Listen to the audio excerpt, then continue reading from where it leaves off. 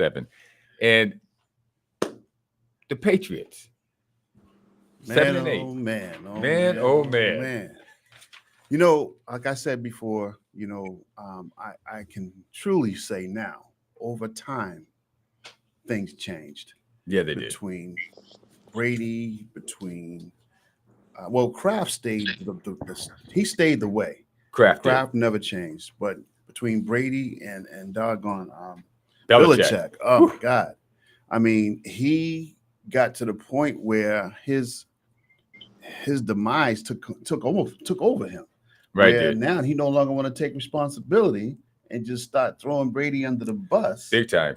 because he felt at the point where Brady was that it was time for him to go. To cut him loose. It was time to cut him loose, but because Brady was not willing to go quietly, he had a problem with that. So when Brady kept making comebacks after comebacks, he felt like he needed to do something to make it even harder for him.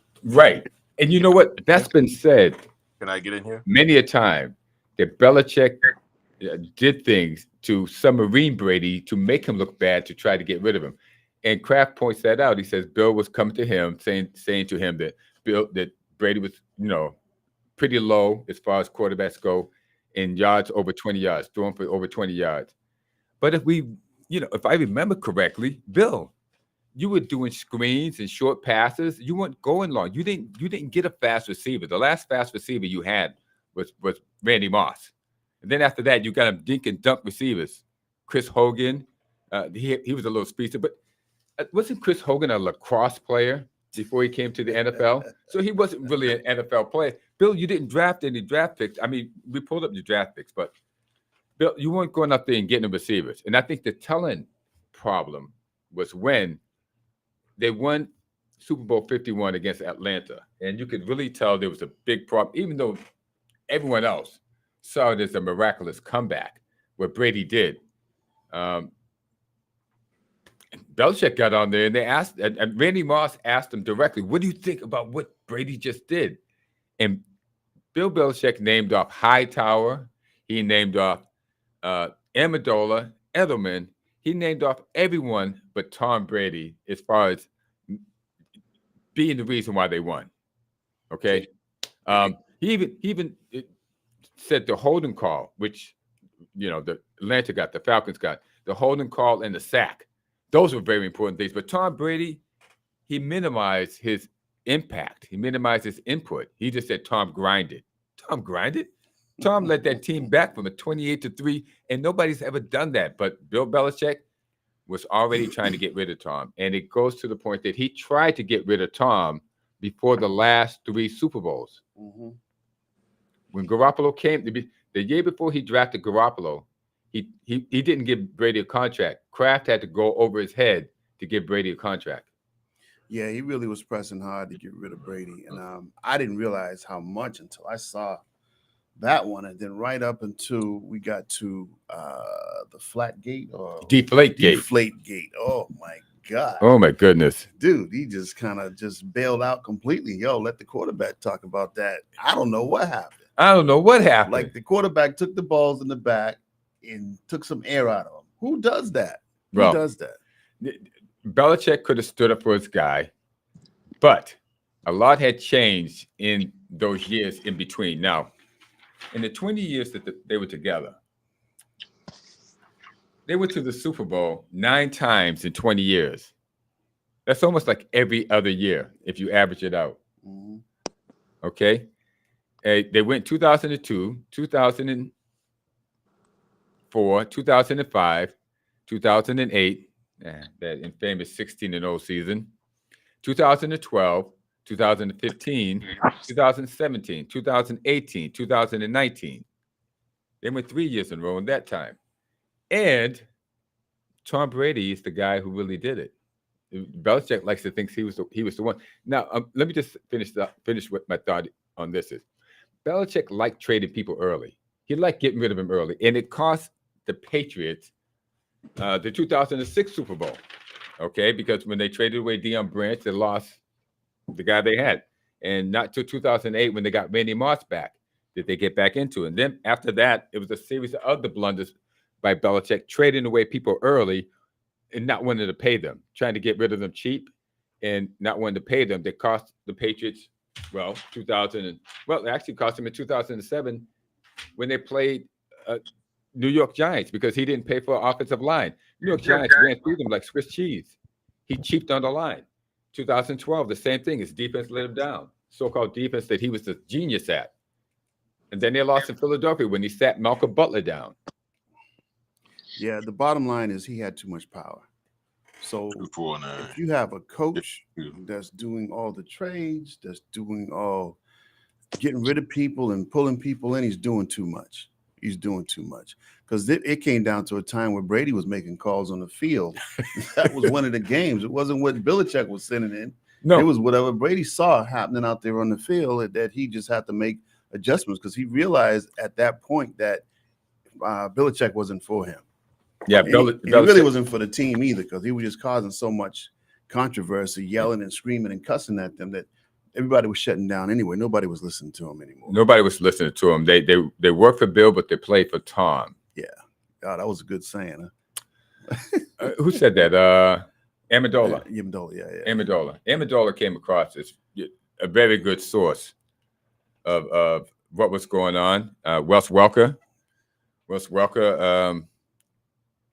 You know what? The more we just talk about this, the more it just damns Bill. Oh, man. But again, like I said, he didn't start that way. He came with some bad flaws from Cincinnati. Well, who was it? Cleveland. He was with Cleveland. He came with some flaws from there. But in the beginning, he wasn't that bad. And, man, he picked up the doggone pace as the years went on. What in the world? As they gave him more power, he got worse. So Deflategate was 7. And I think the world went crazy over deflated footballs. Now, well, hold on, before we even go there, they were looking for a reason to hate the Patriots because they were winning too much. Going to the Super Bowl too much. So they've been looking for something the whole way. Jealousy. Now, Indianapolis hated us because we stopped them so many times. Just put a foot at their butts. Yeah, so because of that, everybody's looking for something. So as soon as they got a plug about something about a ball, now all we need to do is get a ball in our hands so that we can get that ball in the back and check the air or get rid of some air. Yeah, get rid of some air. Check the air, get rid of some air. Who knows? Well, I'm going to tell you this. There's a backstory to this because if you remember, they didn't want to go into this because John Harbaugh is still the coach of the Baltimore Ravens. Okay? John Harbaugh, this was the game that he supposedly alerted. They said the Ravens alerted. It was John Harbaugh who alerted with Jim Irsay, who alerted the coach that possibly the Patriots are letting air out the ball. Okay. John Harbaugh, the reason why this happened because Belichick, too much to my chagrin to have to admit this, outsmarted Harbaugh in that particular game because he was declaring a tackle as an ineligible receiver. And inexplicably, the Ravens were guarding that guy as if he was a receiver. Mm-hmm. So they were putting 2 men on one guy who wasn't even going out there, and the guy was just standing. So he outsmarted Harbaugh. The Patriots were behind in that game in the second half and made a miraculous comeback and beat Ray Lewis and Jim Harbaugh in that particular game. And Harbaugh was incensed. He lost his cookies over that one. Mm-hmm. He went crazy. That's when he called up the coach. Mm-hmm. So he calls up the coach and he says, we think the Patriots are cheating. You're going to get them. You need to get them on this. You need to get them on this. And out of that comes Deflategate. But it was Harbaugh who initiated it. Harbaugh and I forget the owner's name, but Irsay is the Colts owner. So they call them up and tell them that they confiscate the balls. The Patriots kick the crap out of the Colts still, and now they want to go after Tom Brady for Deflategate because the owners were getting beat the Patriots are in the Super Bowl 9 times out of 20 years. They're going to the Super Bowl too many times for the rest of the league to stomach. I mean, Green Bay stunk, okay? They hadn't won anything since Brett Favre or Aaron Rodgers way before. And so all the teams, especially the Cowboys and the Giants. Now, it's my theory that the Giants were actually behind that whole thing because they had the court case moved to New York. Mhm. It was supposed to be in Baltimore or yeah. I mean, yeah, right? The coast, Indianapolis, it's supposed to be in Indianapolis. They had it moved to New York. The Giants never forgave the Patriots for taking away their fan base. New England once was giant country. Mhm. And next thing you know, when the Patriots grew big, it was gone. Everything that was giant country became Patriot country. All of it, all the way down to Connecticut. And the Giants lost millions and millions of dollars of revenue. So Mara and the boys had the court case brought to New York where they could rig it. Can you hear me now? Oh, we can hear. Oh, we got magic on. Oh, wow. Go ahead. I'm here, guys. Go ahead. through the magic of radio, Magic Marlon Wright has made an appearance. Actually, he's been there the whole time, and we had technical difficulties. We were talking about Deflategate, and I just gave my case on it that they had it moved to New York. I thought the Giants were also behind it. So it was the Giants, the Colts, and the Ravens that were behind trying to, shove it to the Patriots at that time. Yeah, I've been here, and I've agreed with everything so far. Yes, sir. Hey, adjust, improvise, and overcome. What a team. Adjust and overcome. Adjust, improvise, overcome. Improvise and overcome. Thank you, Samantha. Samantha! Yeah, MVP. MVP. Today. There we Yeah. go. Again, the lines are 844-249-5247, 844-249-5247. And you know what? I have to thank my wife for getting me out the house today. That's right. My wife pushed me out the door. She said, "Get out of here. You're running late." So to Yukiko Oyama Morris, thank you very much, honey. All right. Good Hey, work. by the way, guys, I called and the phone just rang. So hopefully somebody will call in and answer. I did call and it just rang. So Hey, listen, guys, we're going to take a moment here because both of my partners here had a birthday. So we're going to have a quick birthday. Happy birthday to you. Oh, gosh. Happy birthday to you. You're the only one singing. Happy birthday to Clay and Marlon Magic. My bad. Happy birthday to you. And it was on the same day. It was yesterday. We both had the same birthdays. on the same day. Next time I want to hear the Stevie Wonder version, but go ahead. I'll close my eyes and we'll see what we can get with that. All right. You Yeah. got anything to throw in here on the 7 and 8 Deflategate? We didn't get to 8 yet. I mean, okay, we haven't done 8 yet, but episode 7 with the Patriots. Yeah. So yeah, I agree with you. I think there was a lot of hate in the league. Of course, the lay fan just wants to see someone else win. So after a while, it became, boring to watch the Patriots if you weren't a part of the New England fan base or a Patriot fan. Everybody wanted the Patriots lose. So, it definitely became, evident that people were getting tired of it. But what we didn't realize was how much hate was within the NFL itself. Yeah. That was the part that I thought I think we probably should have been aware of it, but it was just a little glaring that there were so many other driving forces behind trying to figure out how we can dethrone the organization, and they attacked the guy that they thought was the greatest reason why they were so dominant. Yeah. And a lot of it was internal. Like I said, Belichick wasn't that bad in the beginning, but he got worse as time went on. And then when they made it Deflategate, he just threw Brady totally out there. Like, Yeah. I don't want no parts of this. I don't know. Talk to the quarterback. Like he threw oil out in the street and pushed Brady. Like just didn't push him under the bus. He kind of slid him under there. Here, just run him over. I'm trying to get rid of this guy anyway. Yeah. And I mean, you can't believe how bad. But let me see here. Samantha, can you see? Go a little bit further over on that screen, and pull that over there. Okay, listen. You guys keep talking. I'm going to go back there and give a hand because we're going to hear Bill Belichick describe 51, and I want you to hear how bad, how he voiced the question of Brady. Just all right. Well, you guys go ahead. But, I just thought it was amazing that I think just about everybody that was in that documentary talking about all the things going on back then and the climate and how Belichick treated people. What was amazing is, there really wasn't anybody to discredit anything that was being said.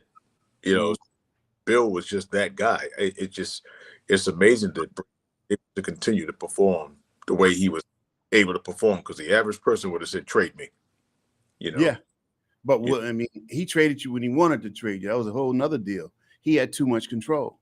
He had too much control. So he had too much time to plot all the way around of things. And then it got so bad where he's going to practice just cussing everybody out and just totally tearing Brady's head off, you know, and was still humble enough to be, you know, quiet and not say nothing and keep it moving and just put all his anger out on the field. You know, I thought the most glaring thing of this whole document up to that point, the most glaring thing was they said we worked for Bill, we played for Tom. That was the glaring thing. That should actually be a T-shirt. Yeah, you're right.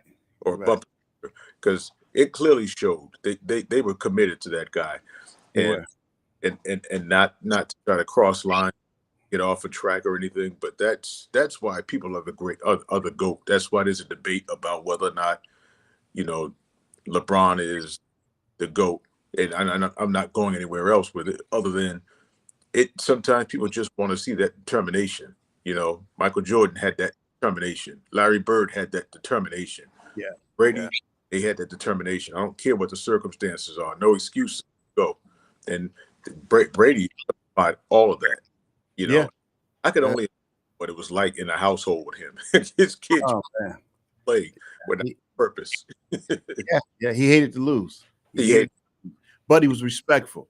I mean, because he could have very well put Belichick on blast in the media, you know, because some guys would have been TikToking and doing all kind of things, putting it out there just to hear, so folks can hear the other side. But he never did that. He still respected him throughout. And heck of a guy. Yeah, he still doesn't kill him. He still no.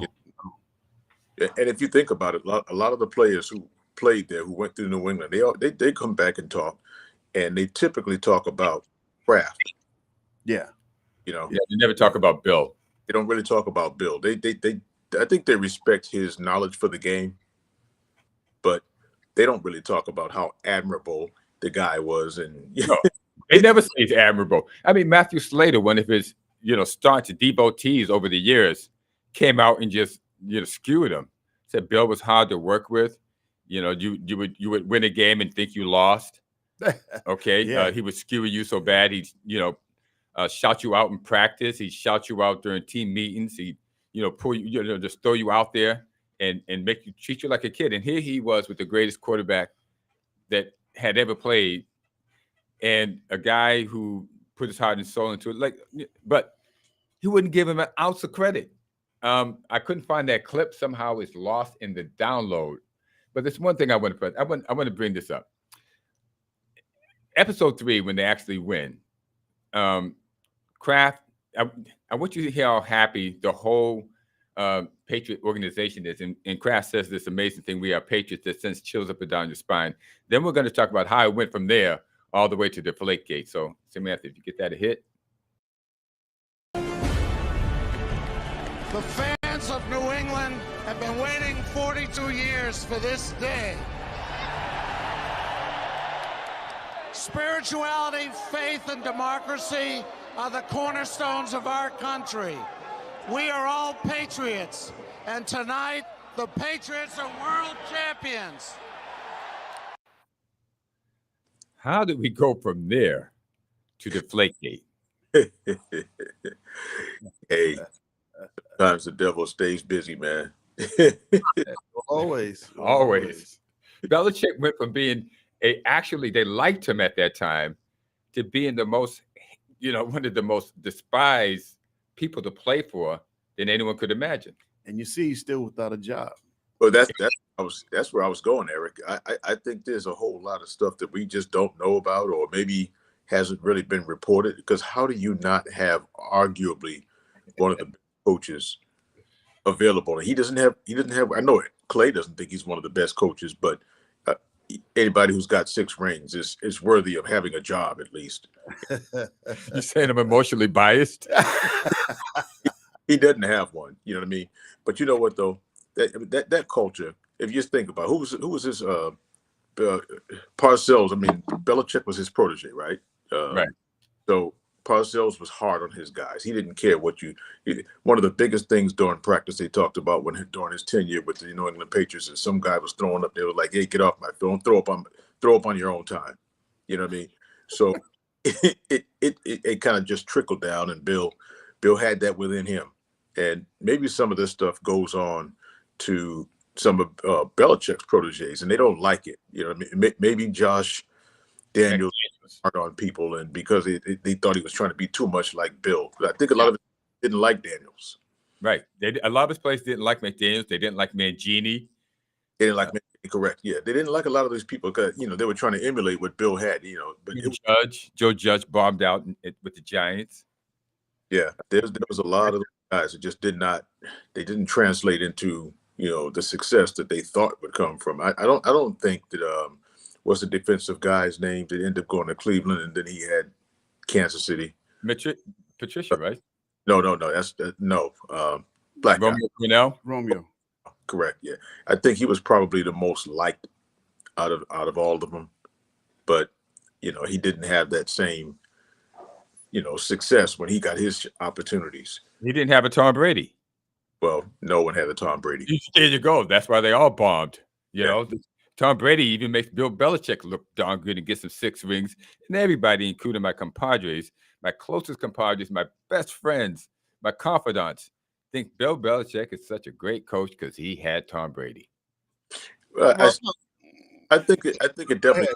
Go ahead, Magic. Listen, I think it definitely takes two. Look at the teams that are having success right now. If anybody thinks that Patrick Mahomes is going to continue to have 14 more years of great success if he doesn't have Andy Reid, it's crazy.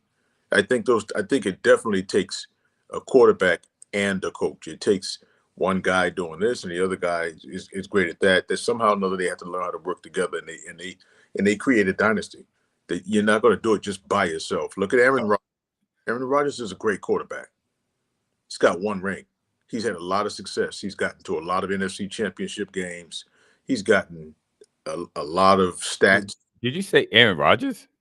I did. Aaron Rodgers is a stat man. He's not a great quarterback. I think a lot of folks would beg to differ, but but listen, I think Tom Brady arguably is a better quarterback than Aaron Rodgers. Aaron Rodgers. But that's just my opinion. But it's arguable. I think if there's somebody out there listening, they call in, I'm sure they could probably come up with something that would, at least say, okay, well, I agree with that. But I think that it takes two. It takes a coach and a quarterback. Yeah. Okay. Listen.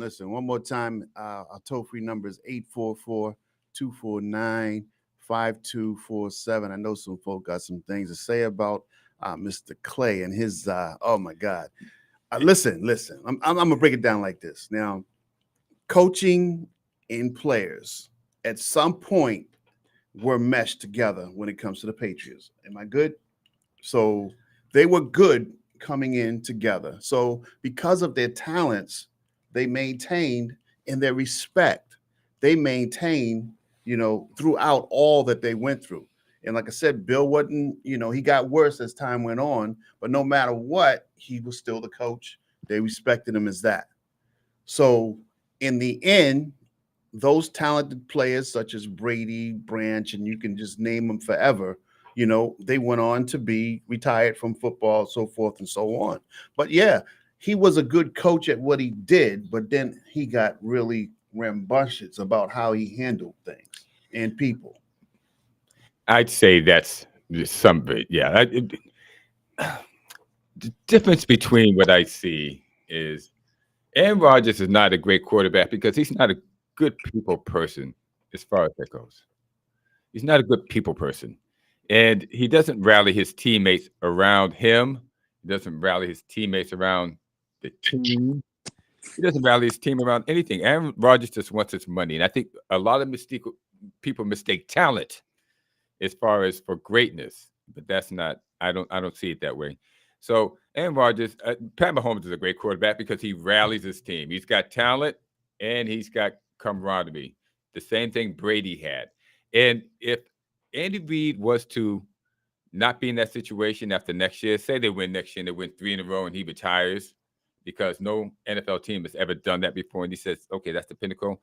I still think the next guy that comes in might not be as innovative as Andy Reid is, but he will be enough for them to get 3 or 4 more championships out of Patrick Mahomes if he knows how to draft well and maintains his relationship with Mahomes.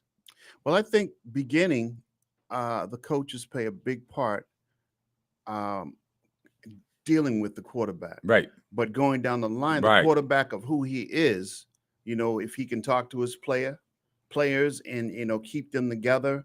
So no matter what's happening on the sidelines, on the field, he's giving them what they need to be that winning team they become. And I think, Mahomes is that guy that rallies his team together when they're down. And that Brady was that guy that taught all of these guys how to do this. And people are taking everything from his playbook on how to be that quarterback that's not just a quarterback. Not just a quarterback. So not just a talent. So I agree, there's a difference between a great quarterback and a good quarterback, or a talented quarterback and a great quarterback. So you got to have all of those things to be a great quarterback. And you could just be a great quarterback, and not even talk to your guys. Just go out there and you run the plays that you're told to run, Like Matt Ryan.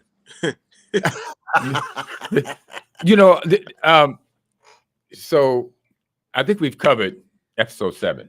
Let's move on to episode 8, which is, the suspension. And he comes back and culminates with the Atlanta Hawks being ahead 28-3 at the end of the third quarter and losing. I'm sure you have some feelings about that. Let me jump in there real quick. Tom Brady is the GOAT, in my opinion. He's great, but he didn't play basketball. The Atlanta Hawks play basketball. We're talking about the Atlanta Falcons. Yeah. The Hawks, the Falcons. Well, you know what? That's Atlanta's fault. They're trying to screw with our minds anyway. All those birds. All those birds. Yeah. But that was kind of weird, man. He came back, and you're talking about at this point, they kept saying 39-year-old comeback. He wasn't that old at that point. He was getting there, but he wasn't 39. But either way, that determination after he got suspended, and he kept saying, "Wait a minute, we're back here again. You guys think that these guys can fill my shoes?" Yeah, Brissett and Garoppolo. Garoppolo, who can't stay healthy for a whole freaking year. And this is when he filled in for Brady for those 4 games. He got injured. It was and still continued to be that same guy who was always injured every year. Yeah, I thought Garoppolo had a chance to be better. He had multiple chances, even when he had traded and he went out to San Francisco. I kept saying, "Oh, they got to give this guy a shot. They got to give this guy a shot." And I don't know, man. He Anyway, this isn't the Garoppolo show. Brady came back.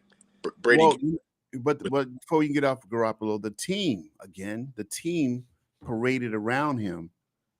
So give him that confidence that he had while Brady was away. Right. But of course, he wasn't good enough to take Brady's place, and the team knew that. But again, we're talking about the maturity of the team. But Belichick thought he could. Oh, come on. Belichick. Well, he wanted to get rid of him anyway. Yeah, that had already started. A couple of series. They would have never won the last 3 Super Bowls had it been up to Bill Belichick. Yeah. So let me just jump in here and really say you guys are absolutely right. And again, like I said, I hate to go off script, but we got to really give a lot of there needs to be a whole lot of emphasis put on how good of a owner Bob Kraft is. There we go. Yeah, you're right. He navigated a lot of turbulent things going on behind the scenes. I mean, to juggle that turbulent relationship between Brady and Belichick, and then jumping in when it was necessary to stop Belichick from getting rid of Brady when he did, and keeping Belichick longer than probably a lot of owners would have. Yeah, just navigate through us. So I just want to give kudos to Bob Kraft. But let's just go ahead and say this: we talk about Bill Belichick's questionable drafting past, but something has to be given some credit. Either he drafted less talent than most teams would have picked, and he turned it into, something, or the talent was more than what we thought it was. I don't know what you guys say. I say he drafted less. He drafted less talent, and it's when you have a leader, all of us men, and those of us who have played sports know this. You follow leaders. There has to be some guy who knows what he's doing, or at least behaves as if he knows what he's doing, and is not scared of going out there, even when there's minefields out there, to attack and to be in the battle. And I think a lot of what is attributed to Bill Belichick's, getting the most out of these players has to do with also having a leader on one side of the ball who demands excellence. And because he's putting out excellence, everyone else out there on the team also wants to put out excellence to the best of their ability. So I know that it sounds like I am a total homer for Brady, and I'm giving Brady credit for carrying this and carrying. I give him credit for even galvanizing the team on the defensive side, because if your offense is not putting out, your defense loses hope, and they don't even play well.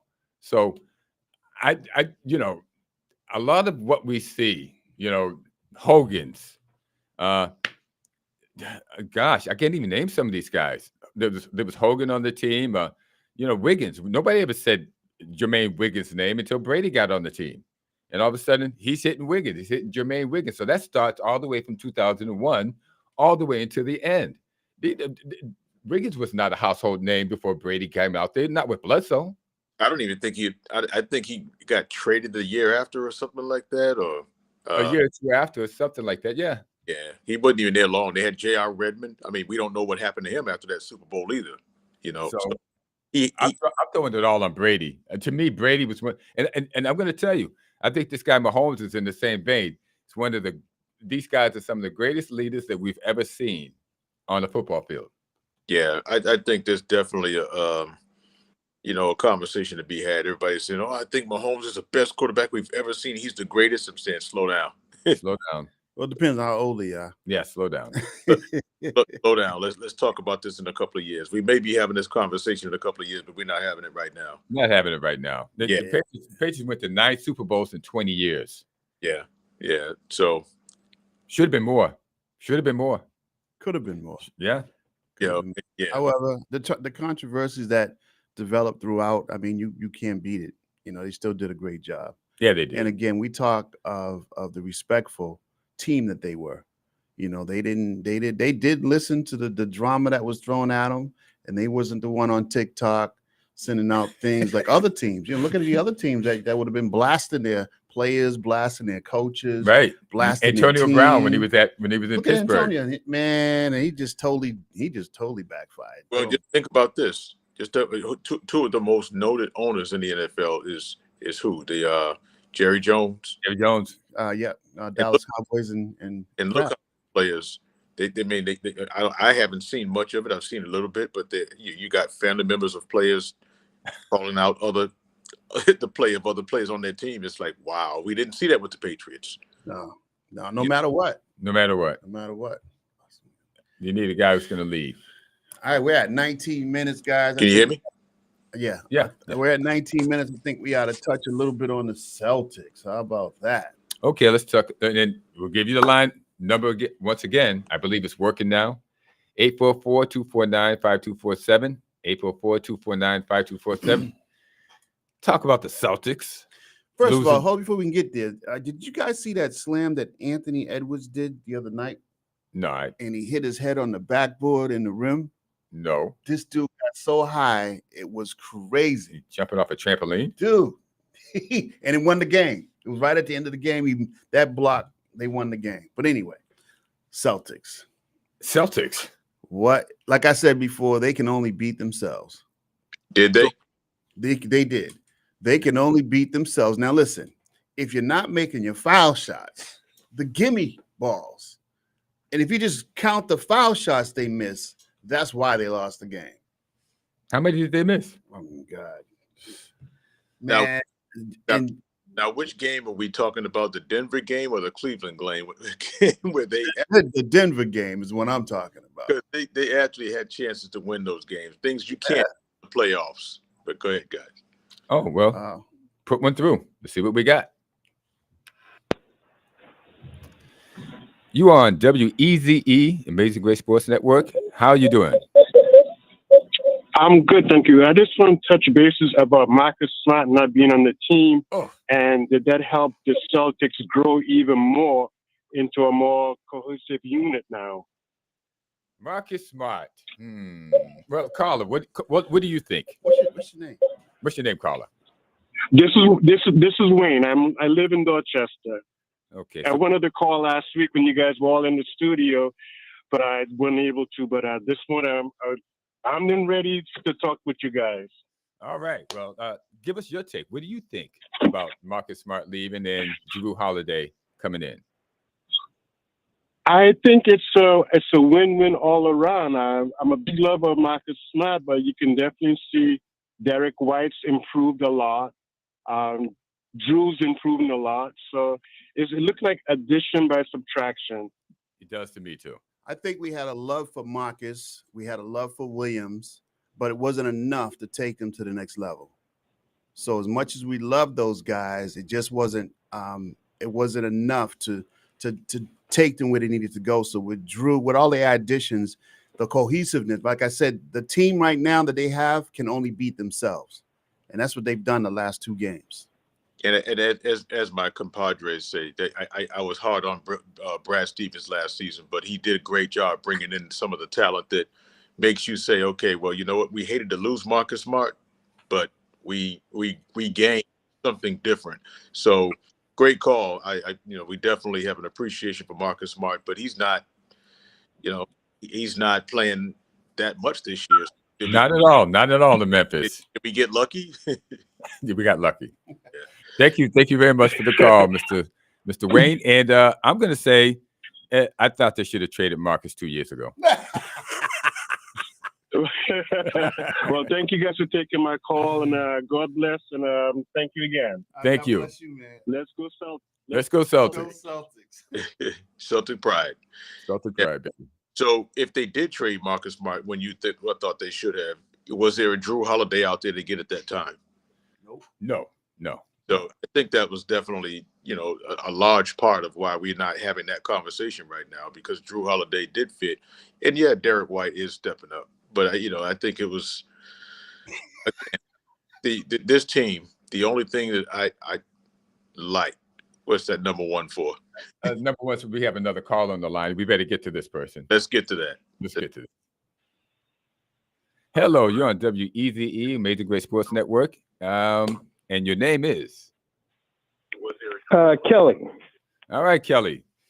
We're talking about the Kelly from Celtics, or would you like to talk Cleveland. about the Patriots? Celtics. All Celtics. right. I didn't see the dynasty thing, so I could chime in. Okay. What we got, Kelly? What you got? What you want to say about the Celtics? Well, I spoke to you last week. I'm a Marlins friend. I wanted to call last week, just like that other caller. Okay. And it's just my 2 weeks evaluation about the Celtics. Go ahead, Kelly. I mean, if you weren't a believer last week, first of all, happy birthday, playing Molly Mall. And my first time caller, soon to be long time listener. Thank But you. yeah, if you weren't a believer last week, they made you believers up until last week. They were playing good ball, and then Cleveland happened.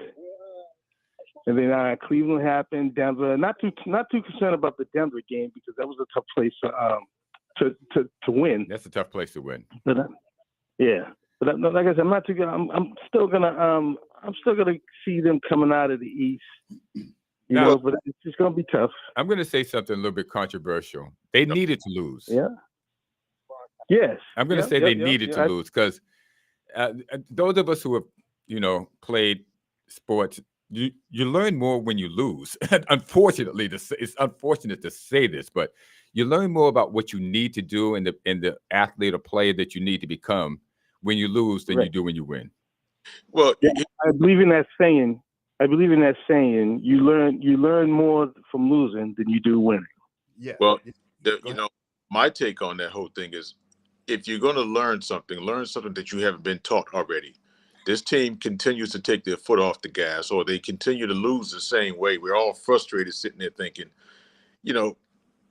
we didn't gain anything out of this. So yes, they did lose, but what did they learn out of that Cleveland game?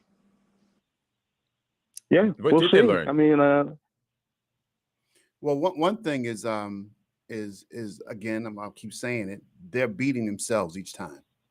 So when you're not hitting foul shots and you're settling for 3-pointers and you're not on that night, at least in the Denver game, they realized their 3-pointers weren't going and they went to the hole. But when they went to the hole and got fouled, they went to the foul line and missed. How Yeah, does that work? yeah, Right. I mean, and they were still in the game. It's not like they got blown out. So I was kind of satisfied how they played. I mean, it could have been different, but tonight, I'm looking for them to show me something tonight, though. Who are they playing You know, tonight? it's just how you respond. Who they play? Is it Phoenix? Wow, I Yeah. believe Phoenix. it's a primetime game. Oh gosh. yeah. So Gosh. Yeah, in Phoenix, I think. yeah, I think honestly, I believe in a 7-game series, it's going to be hard for anyone to beat the Celtics. There's think going to be games where they lay an egg, and we're going to all be critical of how they played. And then the next game, they'll come out, and I think they'll show us who they really are. I think this is definitely the deepest team in the league. Once they get a little bit of, I think mental fortitude, they can just fight through certain challenges. I think they'll be. And I think that's it. They're not tough enough because they should have beaten Cleveland and they should have beaten the Nuggets. They have the talent. They have to dig in deeper into themselves and go to that next level. I think they have it in them, but right now they're not tough enough. They're not tough enough. Yeah, but they think they did improve mentally, talent wise, coaching wise. Oh, and they got the experience. Yeah. So I'm going to weigh on that. We're gonna have to lean on that because if they keep laying these eggs, that team's in trouble because they have the team, and they're gonna have to stop. This is no more prima donna. I'll give you an example. Pat Riley likes to get these players that don't come from big name universities, not like Duke or UCLA or North Carolina. So he likes to get lower name college players, much in the same way that Red Auerbach used to do back in the day, because they're hungry. We got talented guys, but Jason Tatum and Jaylen Brown have to get hungrier. Yeah, they have to get hungrier if this team wants to go to the next level. Yeah, kind of like the Bill Parcells approach, because Bill Parcells got those old hungry veterans that want to play and win. Right. You got to get somebody who's hungry, who wants to chew off your ankle in order to get to the next level. Oh, Dan Campbell comment: bite an ankle and bite a kneecap. Yeah. Great call. I think that's what we want. So yeah, you can finish it out, Marlon. I'm sorry. You can finish it out. You can what you wanted to say. Oh no. I was just making a comment about the toughness. I was just telling Kelly, great call. I think that's the difference between why LeBron doesn't have more rings. He doesn't have that push. Let's get started on LeBron. Let's save that for next week. We'll save that one for next week. Yeah, please do. All right. Next week we're getting in on LeBron. I guarantee it. Thank you, Kelly. Appreciate you guys. Good luck. I thank you. Yeah, I forgot I had who was on the call that. But yeah, I mean, I just think when you don't have that toughness, man, you're missing something. Yeah, they're missing it. And I really love the good characters of Brown and Tatum. But if they're gonna deal with the Jokic's and the guys that come to fight, and you're gonna have to put your foot down. The Joker ran over Porzingis one time, just knocked him down, man. So Al got to get up in there and be that guy to kind of fill that slot. Because some things, Porzingis is too light. Too light. Yeah, he's not going to be able to do that. But they have to come with a different attitude. Bob Cousy back in the day. See, I'm bringing you guys back into the day. This is part of the whole spiritual thing that we do. Part of our whole thing of bringing people back from the past to the forward. Cousy said he loved it when the Celtics were killing people. And he said, he just wanted to kill, because they had a fear factor. You go into their town and you stomp them out. Yeah. You just walk away. Yeah, you have to have that killer instinct. And I like you, Jason. Really, Jason, you're my favorite player. And Jaylen, you're a great player also. But I'm probably not going to tell you something that somebody else hasn't already told you. Some old school guy hasn't already told you. when you're ready to take that next step, it's going to involve you two digging down deep inside yourselves and finding what it takes. And it might have to be done through prayer. You might have to pray on taking that next step in order to find that inner intensity that you need to go there. But prayer is an answer to most things. And if you're tired of losing to Miami, to Golden State, to the Nuggets, it's time for that next move, kid. Yeah, we definitely see all the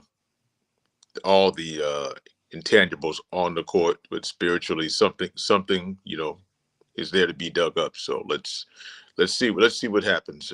These guys definitely are on the path to greatness. So You're on the path to greatness, guys, but you're gonna have to dig a little deeper to find it.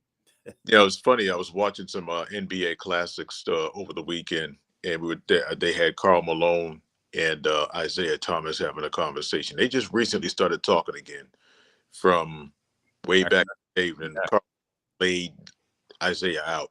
Yeah, Almost knocked split him. him. Yeah. Split him. Laid him on the ground. It took him a long time, and you know what they said, they actually finally spoke over the pandemic, and they got on the phone and they actually prayed together, and they got through it.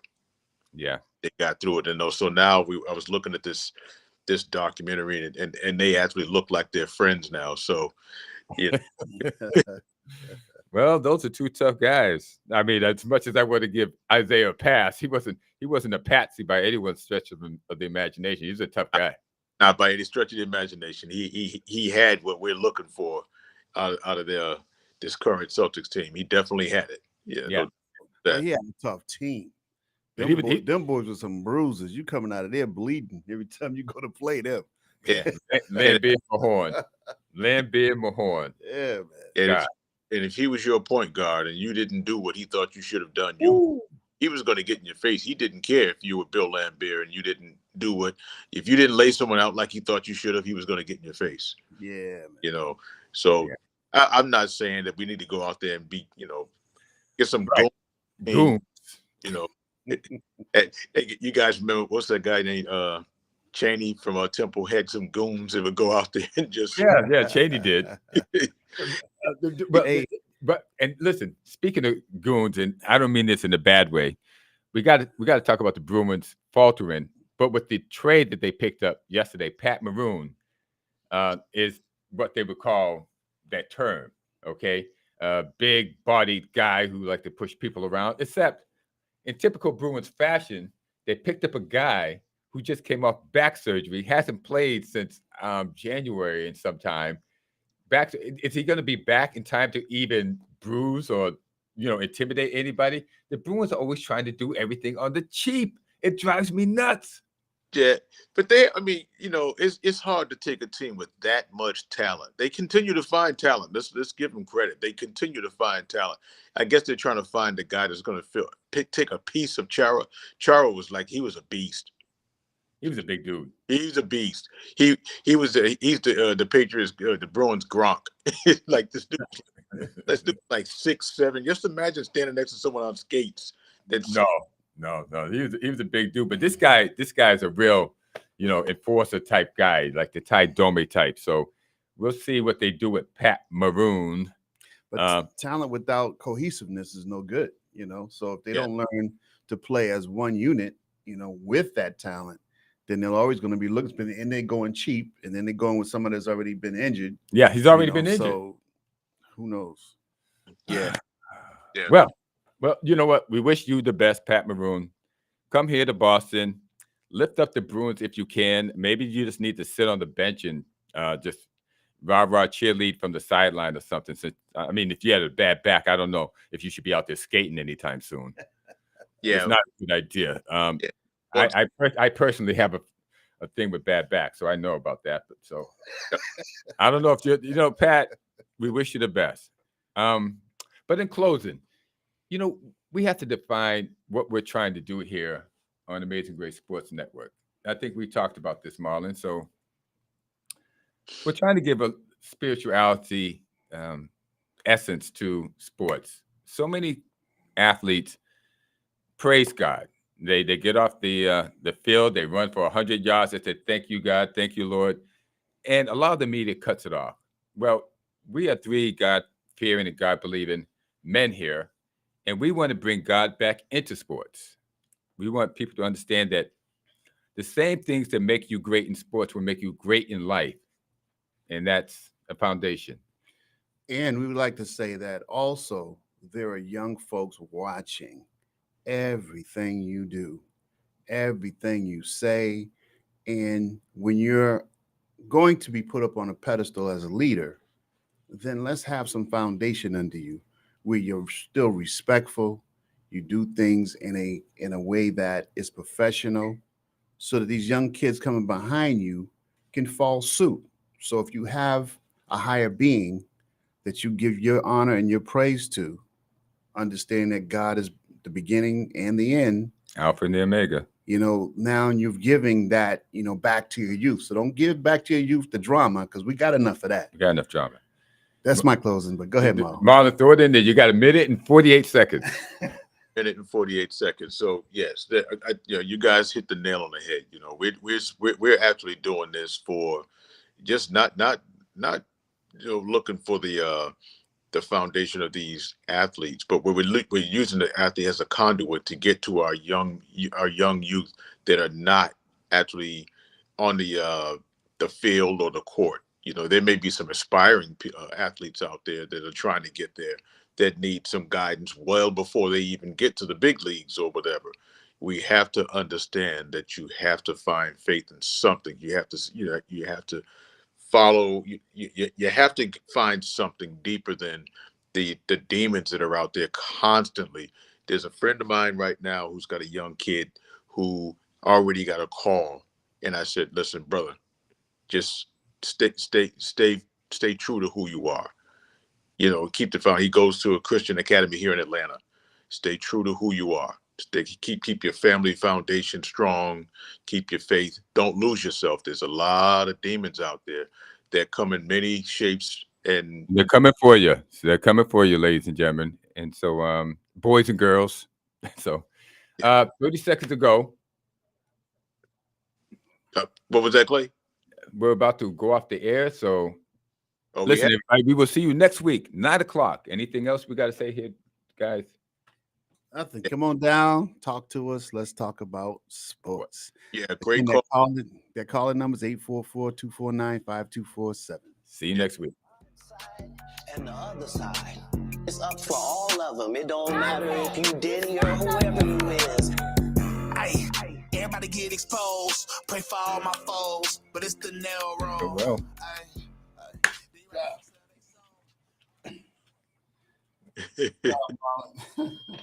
Good job, Marlon.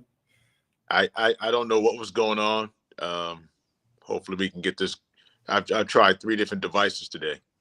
But you're getting better at it. It wasn't you. It wasn't you. No, it was our board. We didn't have the circuitry wired up the way we should have.